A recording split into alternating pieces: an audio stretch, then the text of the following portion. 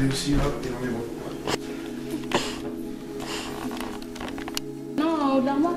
Comme ça, pourquoi? Tu vois ta tête? Là où tu fais ta tête? Voilà. Tu vois ta tête? Tu vois ta tête là?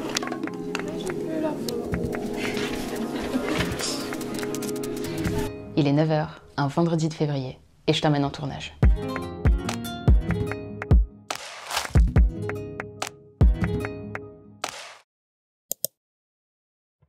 Nous voilà donc sur la route, Théo, électro, Caro, maquilleuse et Hilo, réal, direction la Normandie pour aller tourner un clip métrage de 7 minutes en 4 jours. L'artiste avec qui on tourne, c'est elle.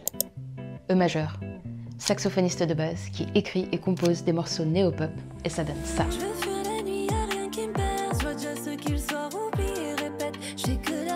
Son manager Lucas m'a contacté avec un scénario et un moodboard pour taffer sur un projet ambitieux, mélanger clip vidéo et court-métrage dans une seule vidéo. L'objectif de cette vidéo, promouvoir avec des extraits de 1 minute chacun des morceaux de l'album en les intégrant dans une même narration qui crée un univers autour de l'artiste et une véritable expérience pour les auditeurs. Et mon rôle dans tout ça, c'était de mettre en scène leurs idées et de mener à bien le tournage pour que le rendu soit fidèle à leurs ambitions. Comme les morceaux étaient très personnels pour l'artiste, elle a choisi de tourner là où elle a grandi. Et ça tombe bien parce qu'on vient d'arriver, pile au moment de vous présenter les décors. Comme on a pu voir les lieux qu'en photo, le premier truc qu'on a fait, c'est de faire un tour des différents décors où on avait planifié de tourner. C'est ce qu'on appelle les repérages. Dans le planning de tournage que j'avais préparé, j'ai calé exprès le plus difficile le dernier jour pour que l'artiste puisse garder ses forces. Des plans dans la Manche en plein mois de février. Mais ça, on le verra en fin de vidéo. D'abord, on a fait le tour du lieu où on était logé et où on allait tourner les jours 2 et 3. Un manoir ancien et un colombier réaménagé. On s'est dépêché avant que le soleil se couche de prendre la voiture avec le chef-op et le manager. Objectif, trouver le spot parfait pour la séquence la plus swag de la vidéo. Mais je vous spoile pas, parce que là faut qu'on aille chercher le matos, on va être en retard. Il y a toujours une énergie spéciale avant de tourner le premier plan d'une vidéo, comme si l'atmosphère était électrique et que la perception du temps s'allongeait. C'est pas un sentiment négatif, mais par contre ça fait qu'on peut traîner un peu de la patte. Comme si une part de nous procrastinait le moment fatidique. Celui qui me rejoint, c'est Roy, le cadreur du projet, spécialisé dans le travail au Ronin, un stabilisateur motorisé qui permet d'avoir des plans fluides et qualitatifs très rapidement. On fait les beaux, mais en attendant, Fabien, le directeur de la photo, et Théo, le chef électricien, ils étaient pas mal occupés à installer le matériel et faire en sorte que ça tombe pas à cause de la force du vent et de la gravité, quoi. C'est là que mon rôle de chargé de prod entre en jeu. Mon taf de réal, c'était de conceptualiser la mise en scène, d'imaginer les plans qu'on allait tourner et de superviser leur mise en place. Mais j'avais aussi la responsabilité de gérer le déroulement du tournage conformément au planning que j'avais préparé en amont. Sur de plus gros tournages, on va avoir une personne qui est dédiée à ce poste. Ça va être un assistant réalisation ou un chargé de prod. C'est un rôle qui est très prenant et c'est un poste clé dans une équipe technique dont on pourra parler dans une prochaine vidéo. Ce qui devait arriver arriva, le matos est tombé. Heureusement, rien de cassé, mais on a accéléré le pas pour tourner avant que ce soit plutôt le vent qui décide de tourner.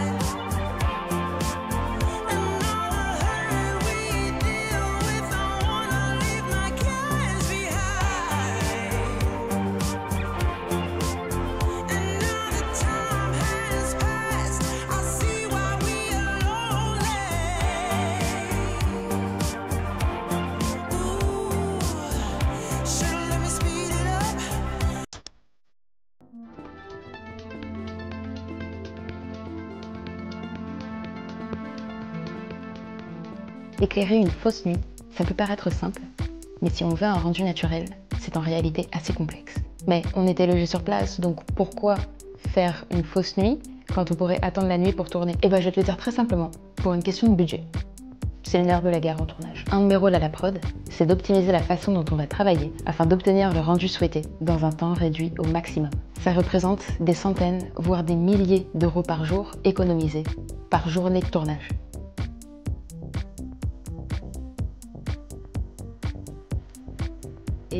Moteur, ça tourne.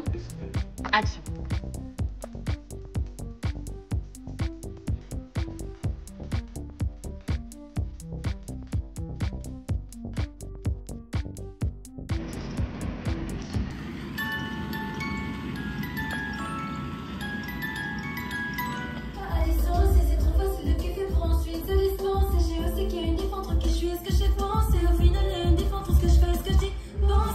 Je te filme en train de te lever et tu jettes la cam sur le lit.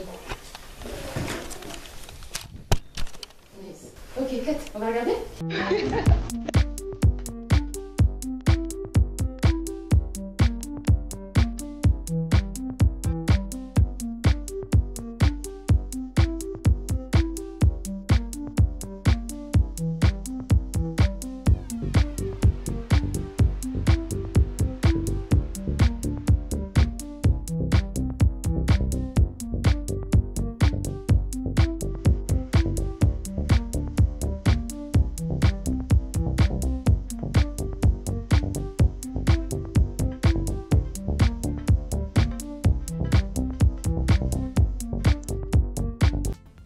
Un tournage sans problème, ça n'existe pas. J'aurais aimé dire que le 3e jour s'est déroulé sans accroc, mais on a accumulé pas mal de retard. Là, si je passe, on verra au niveau du miroir. La musique dans ma tête fait din-din. C'est tout ce que j'entends. La nuit je trouve jamais le sommeil. Je des balades mais tout pas là quand je lève. La nuit je trouve jamais le sommeil. Si tu ouvres les bras, vas-y. Ça règle en fait là? Ouvre-les, ok, fais-moi. Non, oui, ça arrête, pardon. Ça, c'est ta limite en fait. Ok, ça marche. Ouais. Maintenant, on voit pas tes mains, tu vois. On voit pas, ouais. Okay. Oui, ok, je bouge pas trop, je pense que je bouge encore. Ouais, voilà, c'est ça. Ah, c'est cool. La musique dans ma tête fait din-din. C'est tout ce que j'entends. Voilà tous les plans qu'on a tournés le 2e jour de tournage. Les numéros des plans, c'est l'ordre dans lequel on les verra dans le montage à la suite. C'est comme ça que ça se passe sur un plateau de tournage. Et c'est comme ça qu'on en organise un. On répartit tous les plans par décor. On estime combien de temps on aura besoin pour tourner chacun des plans. Et on loue ou on emprunte les décors pour la durée définie dont on aura besoin pour tourner tous les plans. Ce qui signifie que pour les acteurs, c'est complètement dans le désordre. Et c'est là qu'intervient mon rôle de réalisatrice que j'ai expliqué dans cette vidéo. En l'occurrence, là, le projet était très découpé. On avait une idée précise du rendu qu'on souhaitait. L'équipe technique avait un mood board plan par plan. Chacun savait exactement quoi faire, mais en même temps, comme on était une petite équipe, chacun pouvait participer, on avait vraiment une ambiance de tournage qui était assez détendue, tout en restant efficace. Yes. L'autre main, tu peux la mettre sur le siège aussi? Ouais.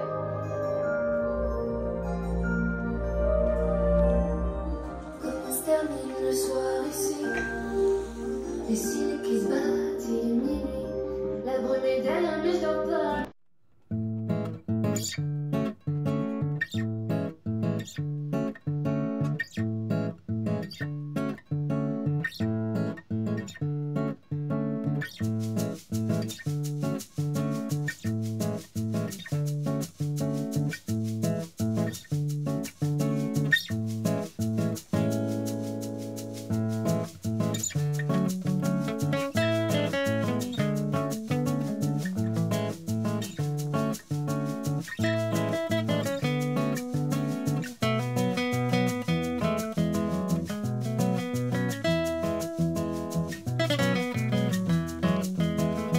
On avait des horaires assez serrés et c'était sûr que la fatigue allait nous rattraper.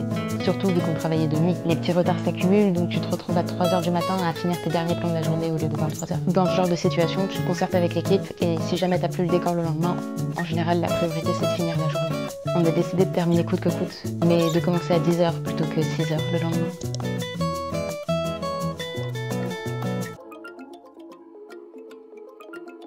On pourrait se dire que le dernier jour d'un tournage, c'est la détente totale. Bah, ce relâchement, c'est la plus grande hantise de tous les chargés de prod et de tous les assistants réels. Surtout s'il y a eu du retard la veille et que tu dois faire en sorte que ça se passe bien pour que les gens rentrent en sécurité chez eux. Parce qu'on prenait la route juste après le tournage, car le taf reprenait le lundi suivant. Mais pas de panique, il faisait beau, il y avait 4 degrés de plus que prévu au compteur, l'équipe était reboostée par une bonne nuit de sommeil. Les conditions étaient idéales pour tourner de beaux plans.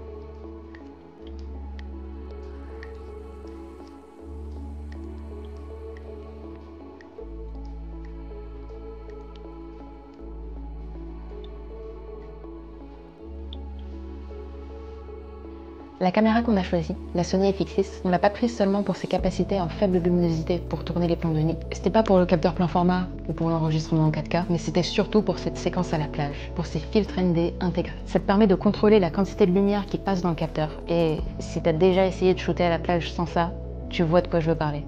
On a sorti le drone, on a pu tourner les dernières images comme prévu, et le rendu est juste incroyable. Et oui, l'artiste a dû se baigner dans la Manche. Je lui ai demandé, elle est pas tombée malade.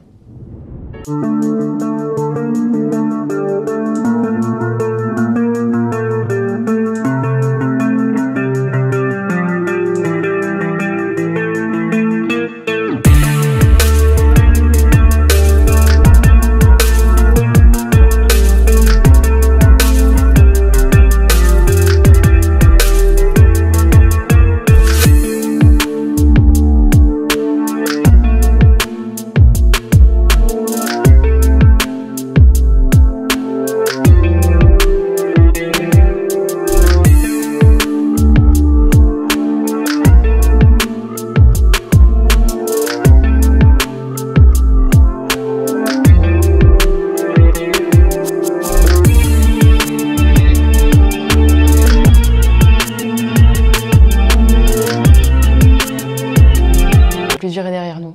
Maintenant, il ne reste plus qu'à rentrer à la maison. Franchement, malgré les grosses journées, les retards et la fatigue qui s'est accumulée, on était vraiment dans une énergie hyper positive, une énergie hyper productive. Et je pense que ce genre de choses, ça se ressent à l'image. L'équipe avait le sourire aux lèvres pendant le tournage et ça, c'est vraiment le goal, quoi. Tu sais que tu vas faire de belles images si les gens se sentent investis, s'ils apprécient ce qu'ils tournent, s'ils apprécient l'ambiance de travail. Et si toi aussi, tu l'apprécies, quoi, tout simplement.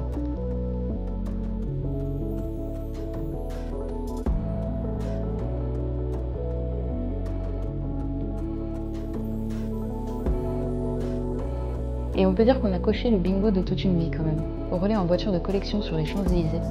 Par contre, manquer de tomber en panne d'essence à 23h sur les Champs-Élysées, c'était pas inclus dans mon vision board. Merci d'avoir regardé cette vidéo. Dis-moi si le format t'a fait kiffer et si t'as des questions sur les tournages, n'hésite pas à les poser en commentaire. Et si t'as encore soif d'anecdotes de tournage, je t'invite à checker la vidéo qui s'affiche à l'écran.